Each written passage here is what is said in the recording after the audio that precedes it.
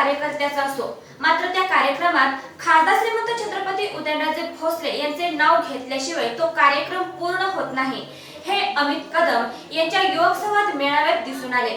पाहूया सविस्तर वृत्त.